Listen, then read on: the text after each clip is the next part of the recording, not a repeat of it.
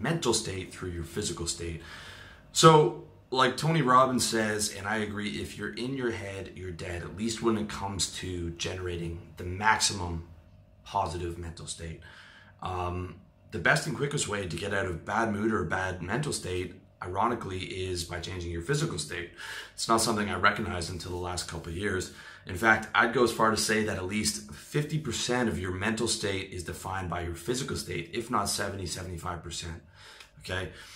Think of the last time you came out of a long hot yoga class or a solid workout, or you had sex for a long time and you got into a nice shower and you finished that off with a cool shower, got into some comfortable clothes, you lay down on your bed and you're feeling super loose, super relaxed, and you just close your eyes and you let your mind wander. I'll tell you what, you're not going to be having negative recurring patterns, most likely, negative thought patterns. I bet you weren't being bothered by these patterns because your body was so loose and giving off all these positive endorphins and sending out these positive chemicals that lack of tension, you were just able to enjoy that physical state in your body. Okay. And then as far as future planning goes, when you feel great, it's easy to look into the future and see blue sky in the future. Like if you wake up, you're energized, you're feeling good, you just did a workout, you get your energy going, you've been eating healthy, it's very easy to picture a bright future. But compare that to the last time you had a flu, and I doubt you were even able to muster any state past reluctant acceptance of, okay, I'm sick and weak, this is going to be a terrible next 3 days. That's how I felt when I had the flu about a month and a half ago. Positive thinking wasn't available. Okay, as much as I tried every trick I knew in the book. I barely had enough energy to go and get a drink of water. I thought I might have to go to the hospital by the second day, and there was no way to see any type of positivity. The best I could get to mentally was neutral. I was just like, you know what? I'm just going to power through. When this is over, I'm going to feel really good because I'm not going to be sick anymore. And that was the best mental state that I could get to. And it was just me sitting there with my laptop, trying to read something, trying to listen to music, falling asleep every couple hours. That was the best I could hope for because I was physically that sick. Okay. When you feel like that, it's very easy to slip into low moods and see the future as dark and bleak because your physical body, your physical carrier that's taking you through the world is sick. Okay. Getting your mind right and thinking positive are important, but the easiest, most powerful way to create positive thoughts is to create good feelings within your physical body. Okay. For example, if you dropped an MDMA tab, and of course I'm not recommending that, within an hour you'd be having the best day of your year, if not the last decade. Okay. That's how powerful that drug is, because your thoughts are created in your brain, but your brain is a part of your body, and your brain runs on neurotransmitters, and the higher levels of dopamine and GABA and serotonin you have, the better you're going to feel. Okay, and those are physical chemicals within your body. Those are physical. The enhancement of those neurotransmitters comes from changes in your physical state, whether it's drugs, your heavy exercise, or sex, or all of these factors. Okay. Now, unfortunately, drugs like MDMA come with a high price, and I'm not advocating that, but I'm just trying to make a point. All right. How you think is based a lot on how you feel.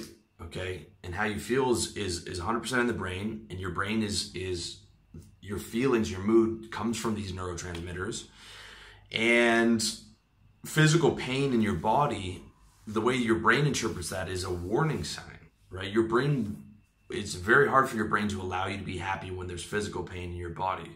If you can think back to a flu or like a really bad stomach ache, I mean, the best you can hope for in those situations is like, just let me get through this. Okay. Let me get through this, because it's basically a warning sign to your brain from your body, like, we need to get this solved. Stop everything. We're in physical pain. We need to get this solved. Okay. And a lot of the time, not just a flu situation or like a stomach ache situation, but a lot of guys are walking around with just low level physical pain all the time because they sit still all day and they eat a bad diet and they don't exercise. So they're never really happy because they're always in some type of physical stiffness. Their body doesn't have the right energy, you know, therefore you're not getting the right diet, you're not digesting the right nutrients, and therefore you're not getting the right neurotransmitters in your brain. And your brain's always on some constant level of running these anxiety loops or running these negative thought pattern loops because it's constantly getting signals from the body that I'm sick. But it's on a lower level that you're not even that aware of it, right? Because it's not like, okay, I have a stomachache, we need to get this handled. It's just like your constant normal reality is just, you know, low level physical sickness and physical stiffness and poor diet. Okay, so pain is your warning sign.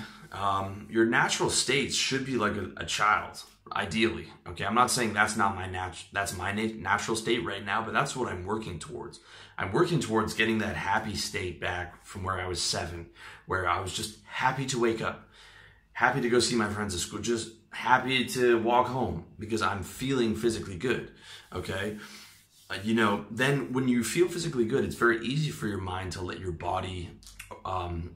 When you feel physically good in your body, it's very easy for your mind to let you feel good and have good mental thoughts. Good mental thoughts. good thought patterns. Okay, that's what I'm trying to say. So like when you blast through pain with, let's say you do hard yoga for an hour and a half, then you go get a massage, then you go for a swim, then you take a 30-minute hot shower, then you get in a cold shower. I'm telling you, man, you lie down after that, whatever negative thought you had is going to be decimated. Okay, those thought patterns are going to be decimated. All right, because your mind is going to reward you for taking care of your physical body, right? Taking care of your physical frame that's carrying your spirit through this world, man. This is your car in the game of life. Your physical body, it's your car, and you only have one car.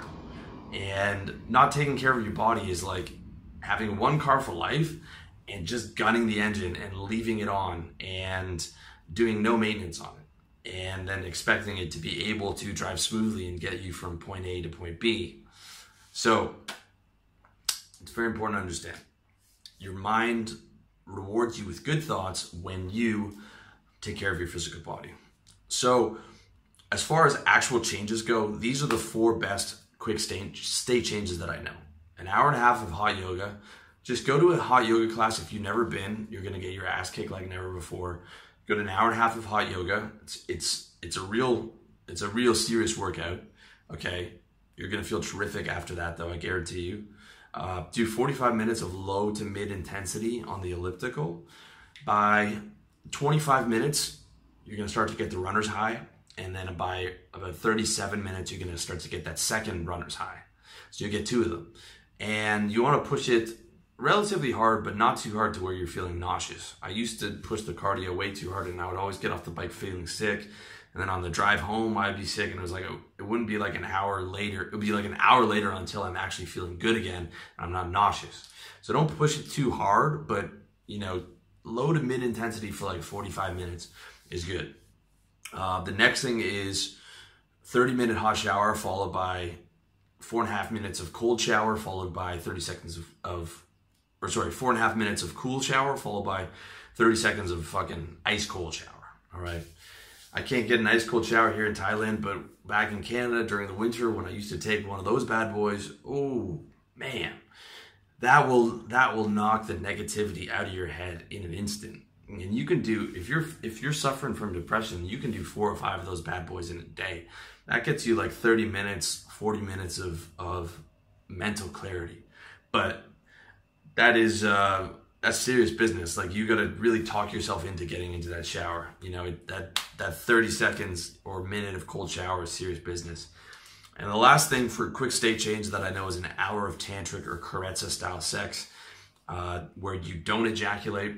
Okay, you can see my video on how to use tantric sex techniques to generate bliss states, or you can check out my book, How to Fuck Women Properly, over at revolutionarylifestyledesign.com to see how to do that. The best slow state changes that I recommend are number 1, eating clean and eating what you're evolved for, okay? What you're evolved to eat is meat, fish, vegetables, water. You can eat the brown rice in moderation and get the right vitamins to get the right supplementation that you need